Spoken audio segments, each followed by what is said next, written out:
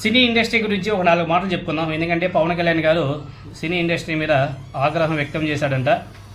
మీకు కనీస కృతజ్ఞత లేదు, సినిమా వాళ్ళు ఎవరో వ్యక్తిగతంగా రావద్దు అని చెప్పేసి పవన్ కళ్యాణ్ గారు చెప్పడం జరిగింది. గత ప్రభుత్వం సినిమా రంగం వారిని అగ్రనటులను ఎలా చేత్కరించిందో మర్చిపోయారని, కూటమి ప్రభుత్వం వ్యక్తులను కాదు సినిమా రంగం అభివృద్ధినే చూస్తుందని చెప్పేసి పవన్ కళ్యాణ్ గారు మాట్లాడడం జరిగింది. అదేవిధంగా ఇంకా ఏదో పెద్ద పెద్ద మాటలు మాట్లాడాడు. వాళ్ళ మీద ఇంకా ఏదో కొన్ని సినీ ఇండస్ట్రీ మీద, అదేవిధంగా సినిమా థియేటర్ల మీద కొన్ని యాక్షన్ ప్లాన్ కూడా మొదలు పెట్టేశారంట. ఎందుకంటే పవన్ కళ్యాణ్ గారి సినిమా ఒకటి రిలీజ్ అవుతుంది.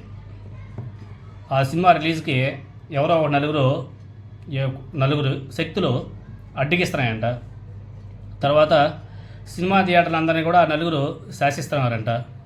సినిమా థియేటర్ల వాళ్ళు ఈ మధ్యకాలంలో ఏదో వాళ్ళు మేము క్లోజ్ చేసేస్తాం అది ఇది అని చెప్పేసి మాట్లాడారు. దానికి సంబంధించి కూడా పవన్ కళ్యాణ్ గారు కొంచెం సీరియస్ అయ్యారంట. మీకు బాగా ఉంది, తగ్గిస్తాం, మా తడాకైనా చూపిస్తామని చెప్పేసి కూడా పవన్ కళ్యాణ్ గారు ఆ సినిమా థియేటర్ల మీద అంతా కూడా విచారణ చేయండి, వాళ్ళంతా ప్రాపర్గా మెయింటైన్ చేస్తున్నారా లేదా, యాజ్ పర్ గవర్నమెంట్ రూల్ ప్రకారం నడుస్తున్నాయా లేవా అన్నీ కూడా చెక్ చేయండి అని చెప్పేసి గట్టిగా హుకుం కూడా జారీ చేశాడు. అదేవిధంగా పవన్ కళ్యాణ్ గారు అయితే కొంచెం గట్టిగానే, ఒక రకంగా చెప్పాలంటే పవన్ కళ్యాణ్ గారికి ఈగో బాగా ఎక్కువైపోయింది. చిత్రసీమకు ఇలా వార్నింగ్ ఇవ్వడాన్ని ఒక రకంగా బ్లాక్ మెయిల్గానే చాలామంది పరిగణిస్తున్నారు. ఇప్పుడు చిత్రసీమ మొత్తం పవన్ కళ్యాణ్ చెప్పినట్టుగానే వినకపోతే ఎలా వ్యాపారం చేస్తారో చూస్తామన్నట్టుగా ఉంది ఆయన ప్రకటన చూస్తుంటే. ఎందుకంటే చేశారు, పెద్దగా రాశారు. ఆంధ్రప్రదేశ్లో ఎన్డీఏ కూటమి ప్రభుత్వం ఏర్పాటు ఏడాది కావాల్సిన తెలుగు సినిమా సంఘాల ప్రతినిధులు గౌరవ ముఖ్యమంత్రి గారిని మర్యాదపూర్వకంగా కలిశారా? లేదు. గత ప్రభుత్వం సినిమా రంగం వారిని అగ్రనటులను ఎలా చేత్కరించో మర్చిపోయినట్టున్నారు. ఇక ప్రభుత్వంతో వ్యక్తిగత చర్చలు ఉండవు, సినిమా సంఘాల ప్రతినిధులే రావాలి. కూటమి ప్రభుత్వం వ్యక్తులను కాదు, సినిమా రంగం అభివృద్ధి మీదనే దృష్టి సారిస్తుంది. ఆంధ్రప్రదేశ్ రాష్ట్రంలో తెలుగు సినిమా రంగానికి పరిశ్రమ హోదా కల్పించి అభివృద్ధి చేయాలని ఈ రంగంలో ఉన్నవారి గౌరవ మర్యాదలకు భంగం వాటిల్లకుండా చూస్తుంటే సినీ రంగంలో ఉన్నవారికి ఆంధ్రప్రదేశ్ ప్రభుత్వం పట్ల కనీస మర్యాద, కృతజ్ఞత కనిపించడం లేదు. ఎన్డీఏ కూటమి ప్రభుత్వం ఏర్పాటై ఏడాది కావస్తున్న గౌరవ ముఖ్యమంత్రి చంద్రబాబు నాయుడు గారిని తెలుగు సినిమా సంఘాలు కనీసం ఒక్కసారి కూడా మర్యాదపూర్వకంగా కలవలేదు. కేవలం తమ చిత్రాల విడుదల సందర్భంలో ప్రభుత్వం ముందుకు రావడం మినహా చిత్రరంగం అభివృద్ధి కోసం సంఘటితంగా రాలేదు. అందరూ కలిసి రావాలి అనేసి ఉప ముఖ్యమంత్రి పవన్ కళ్యాణ్ గారు సూచించిన సానుకూలంగా స్పందించలేదు అని చెప్పేసి పవన్ కళ్యాణ్ గారు మాట్లాడడం కూడా జరిగింది. బాగానే ఉంది, పవన్ కళ్యాణ్ గారు బాగానే ఉన్నది. పాలిచ్చే ఆవును దూరం చేసుకొని వట్టిపోయిన ఆవుని ఇంటికి తెచ్చుకున్నట్టుగా ఉంది ఇప్పుడు చిత్రసీమ పరిస్థితి. ఎందుకంటే ఆనాడు జగన్మోహన్ రెడ్డి గారు అందరినీ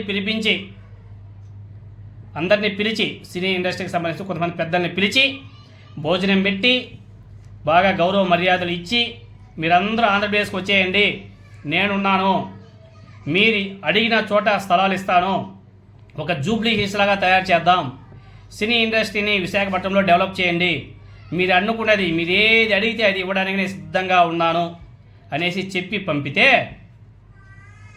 కుట్ర కుయుక్తులతో చెప్పుడు మాటలు నమ్మి గత జగన్మోహన్ రెడ్డి గారి ప్రభుత్వం మీద నెగిటివిటీని పెంచుకొని కొంతమంది రాజకీయ మాఫియా చేతిలో కీలుబొమ్మగా మారినటువంటి చిత్ర పరిశ్రమ నేడు అదే చిత్ర పరిశ్రమ నుండి వచ్చే హీరో ప్రభుత్వంలో ఉండి ఎవరో పవన్ కళ్యాణ్ గారు ఇగోతో రగిలిపోతూ చిత్రసీమ నుండి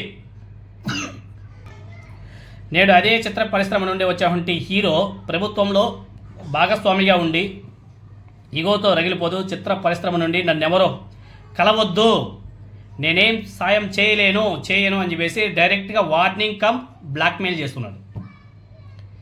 వార్నింగ్ కమ్ బ్లాక్మెయిల్ చేస్తుంటే మైండ్ కూడా బ్లాక్ అయిపోయినట్టుగా ఉంది పాపం చిత్ర పరిశ్రమకి.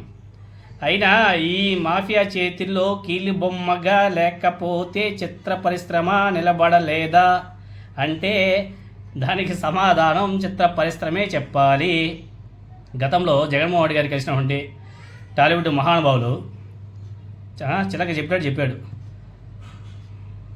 సీఎం జగన్ కలిసిన తర్వాత టాలీవుడ్ మహామహులు మీరు ఆ పాత క్లిప్స్ అన్నీ కూడా చూసుకోవచ్చు.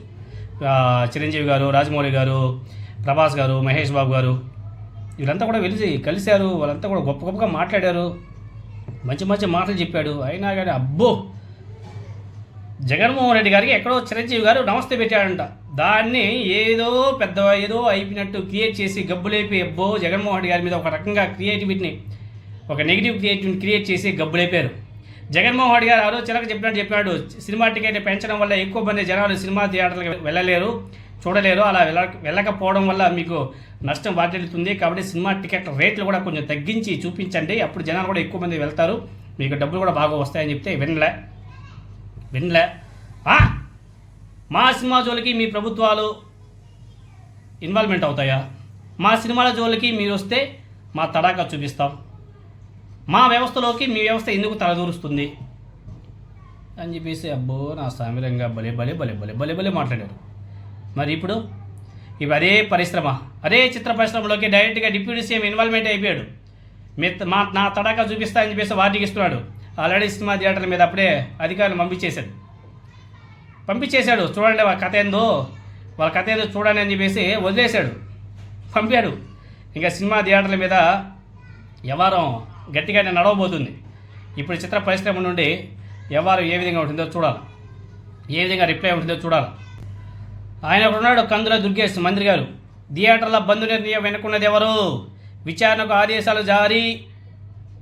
విచారణకు మంత్రి దుర్గేష్ గారు ఆదేశాలు కూడా జారీ చేశాడు. సినిమా హాళ్లతో టికెట్ల రేట్లతో ప్రభుత్వానికి ఏం పని అనే మేధావులు ఇంకా ప్రెస్ మీట్ పెట్టి ఇంకా మాట్లాడలేదు. మరి దిగలేదు రామకృష్ణ, మరి ఎందుకు దిగలేదో అర్థం కావడంలే.